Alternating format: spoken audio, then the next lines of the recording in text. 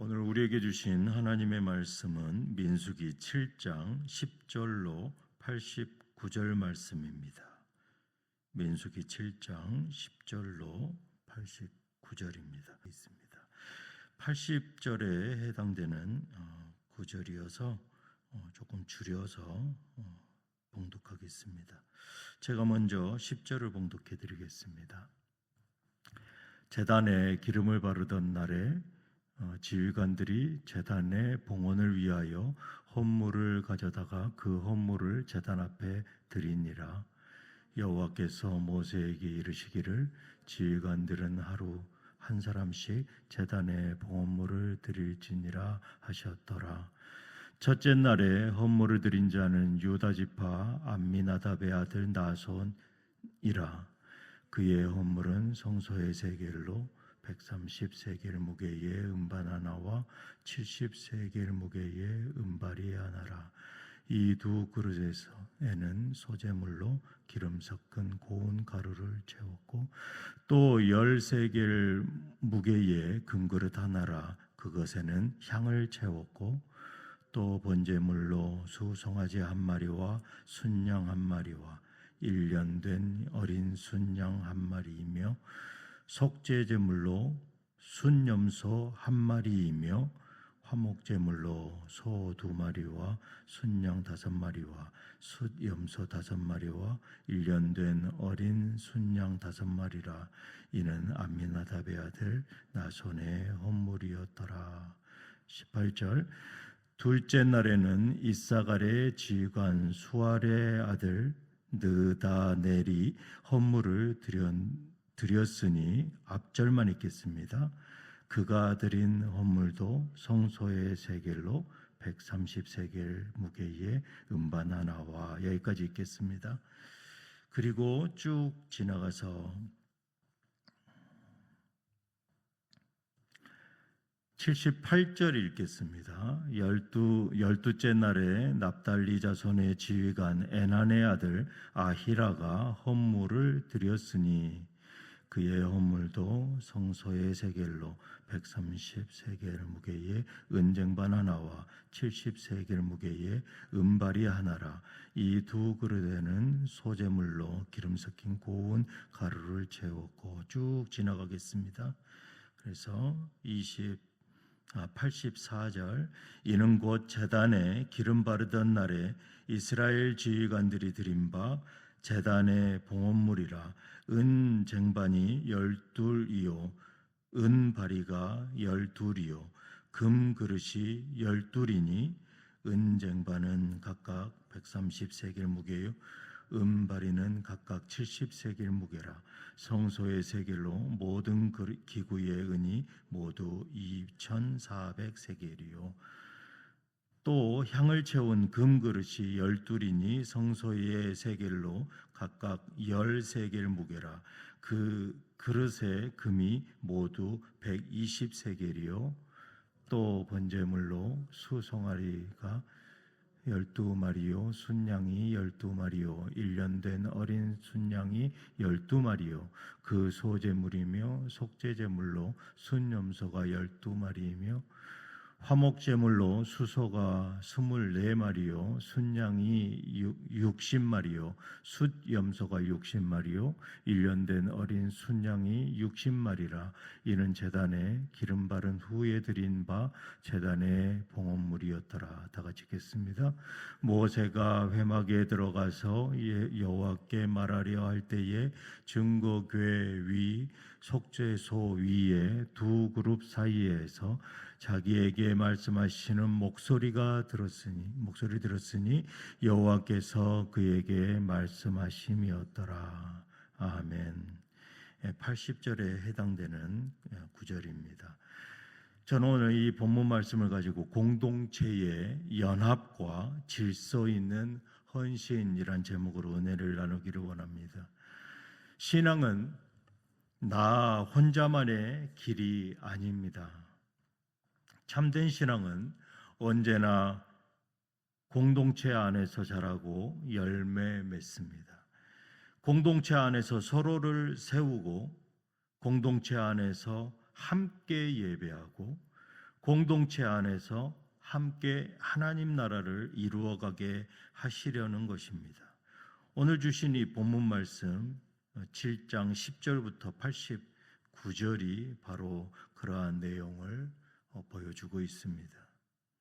오늘 본문에서 첫째로 이 연합된 공동체의 모습을 보이고 있습니다. 민수기 7장은 이 이스라엘 공동체가 성막과 제단이 완성되고 기름 부음을 받은 이날 이스라엘 백성에게 있어서 매우 영광스럽고 거룩한 날이었습니다. 하나님께서 거하실 이 성막이 준비되었습니다. 이제 하나님께서 이곳에 임재하시며 백성 가운데 머물게 되는 아주 기념비적인 날입니다. 이 중요한 날에 각 지파의 족장들이 연합하여서 하나님께 제물을 드립니다. 본문 10절 보면 이렇게 시작합니다. 제단에 기름을 바르던 날에 지휘관들이 제단의 봉헌을 위하여 헌물을 가져다가 그 헌물을 제단 앞에 드리니라. 각 지파의 지도자들이 제단 봉헌물을 준비해가지고 성경에서는 무려 12번이나 반복하여서 드린 기록을 상세하게 기록하고 있습니다. 이는 단순한 나열이 아닌 것이죠. 하나님께서 각 지파의 이 헌신을 개별적으로 기억하고 있다라는 것입니다. 이 12번에 똑같이 드려지는 이 헌물을 하나님께서는 하나도 놓치지 않고 계시다라는 것입니다. 살펴보면 12절에 첫째 날에 이렇게 말씀이 시작되죠. 첫째 날에 헌물을 드린 자는 하고 이 헌물을 드린 지파와 지도자를 소개하고 있습니다. 이어서 13절에는 그의 헌물은 하고서 그 헌물의 내용을 나열하고 있습니다. 총 헌물을 드린 이 유형이 5가지에 해당되는데 첫 번째 이 헌물은 곡물가루를 제물로 드렸습니다. 어떻게 드렸냐면 기름으로 고운 밀가루를 반죽하여서 2개의 그릇에 가득 담았습니다. 이 그릇은 은쟁반과 은 대접을 사용하였습니다.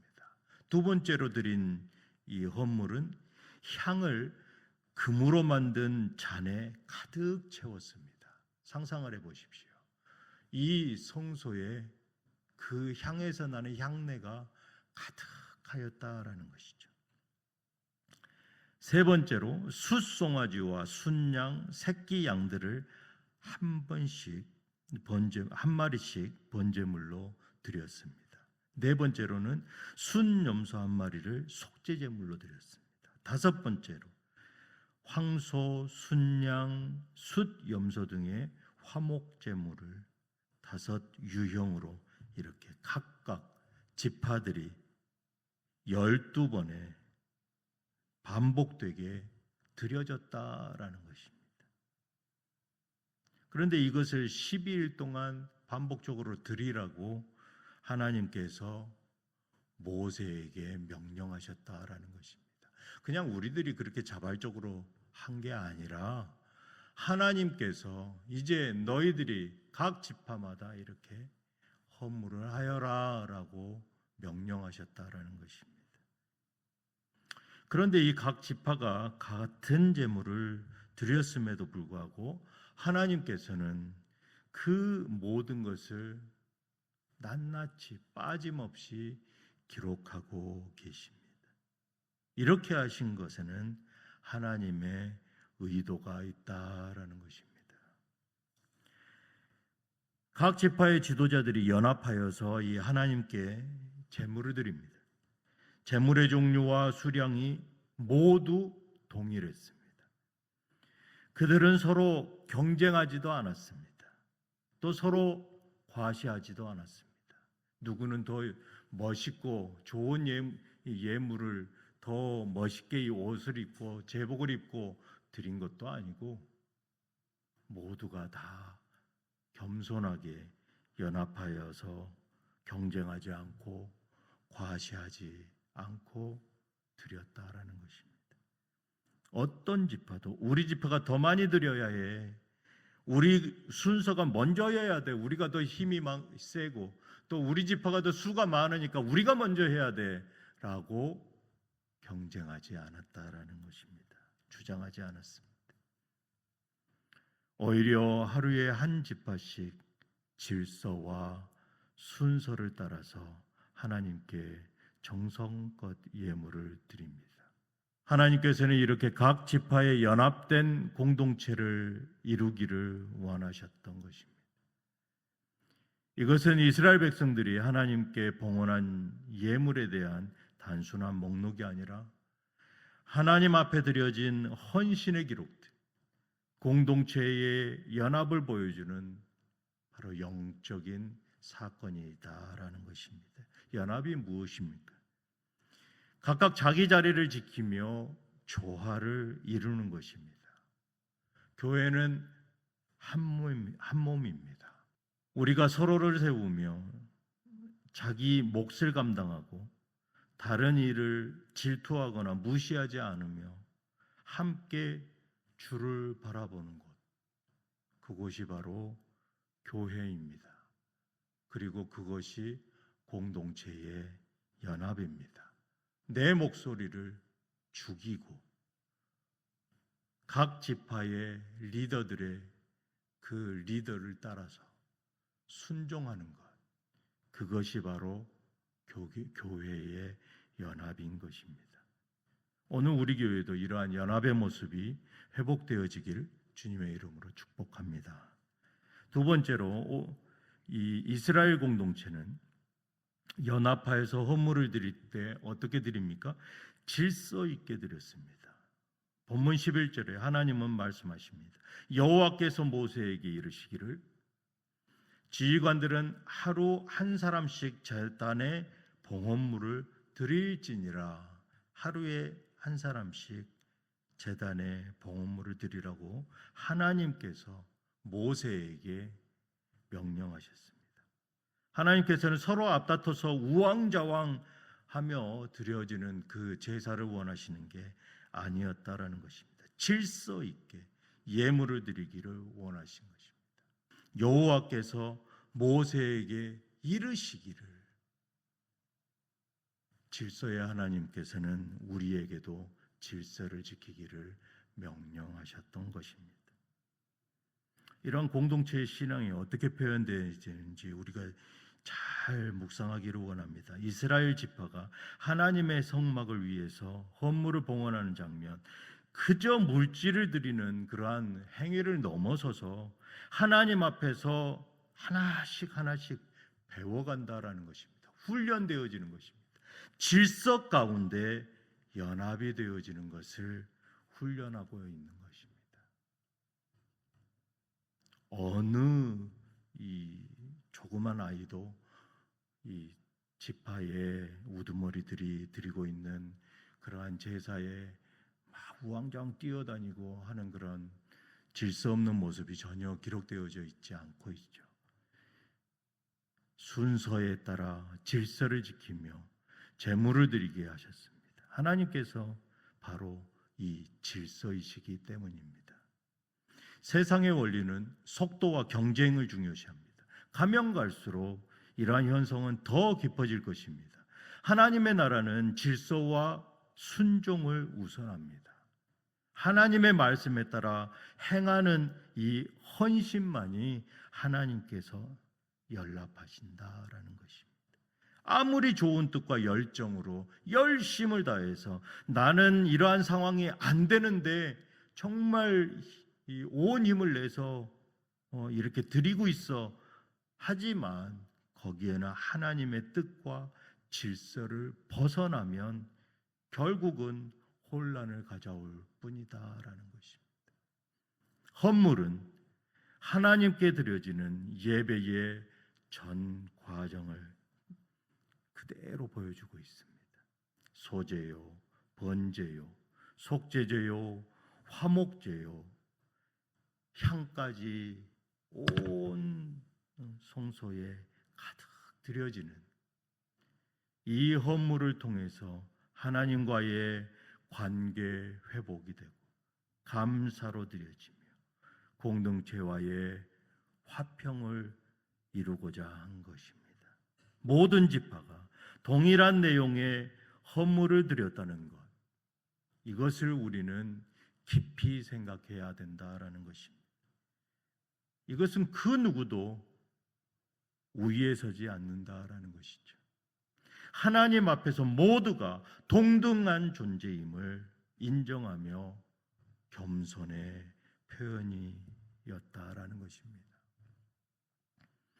오늘 우리의 삶은 어떻습니까? 우리가 드리는 이 예배와 봉사와 섬김, 그리고 기도와 말씀 앞에 묵상, 이 모든 것들은 하나님의 질서 안에 있는 헌신이어야 한다라는 것입니다.